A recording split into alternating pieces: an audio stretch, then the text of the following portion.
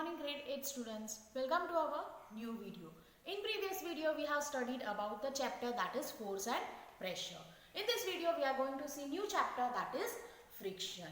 Let us see what is friction and what are the factors which affect the friction. So please open your textbooks. So let us start with the chapter friction. So what is friction?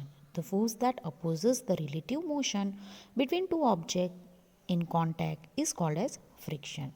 The force of friction acts on both the surfaces. So force of friction, a moving ball on the ground stopping after some time. We slip when we step on a banana peel. It's difficult to walk on a smooth and wet floor. The force of friction always opposes the applied force. So friction is caused by the interlocking of irregularities in two surfaces. So students, let us start with the friction. There is a rough surface and smooth plane surface.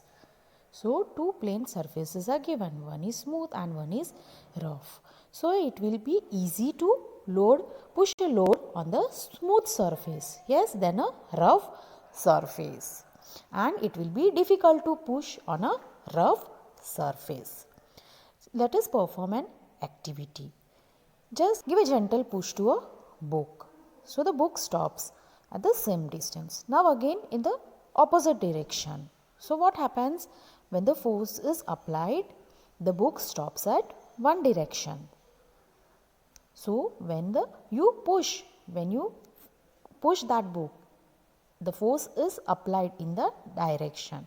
The book moves where the direction of force is applied and it stops after some distance. Same in the opposite direction. When you push, the force is applied.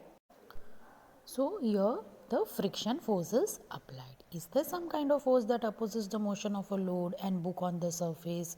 So yes. So what is applied over here? That is known as friction force. Happens here, friction force always acts to the force applied in opposite direction. If force is applied in the left direction, friction force acts in the right direction. This is the which enable us to walk on the ground. If there is less friction, such as water is spread on the floor, it becomes very difficult to walk on floor and you might have seen someone slipping and falling on the wet ground. This is because of less friction due to water between the shoes and the surface. Here are some methods to reduce friction. So making the body streamlined, that is wider for middle and narrow for ends, which reduce the friction. Then converting into wheels. Wheels have rolling function. Then by polishing the surface.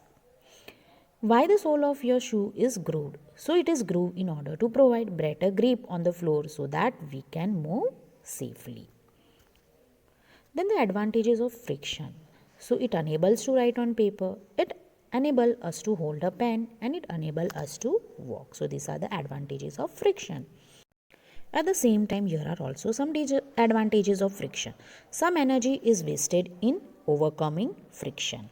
It causes wear and tear of soles of shoes and heat product by friction damage rubber parts of the machine. So these are the disadvantages of friction.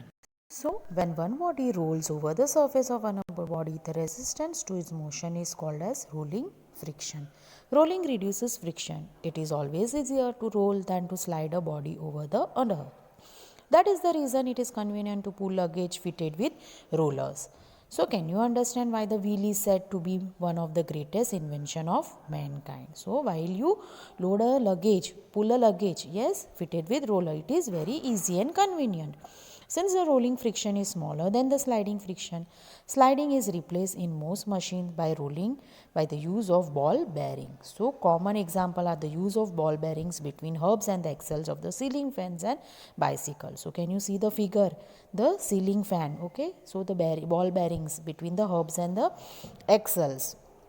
Students, these are the question answers that you are going to write down in your notebook. And these are the give reason that also you are going to write down in the notebook. So you are going to complete your notebook.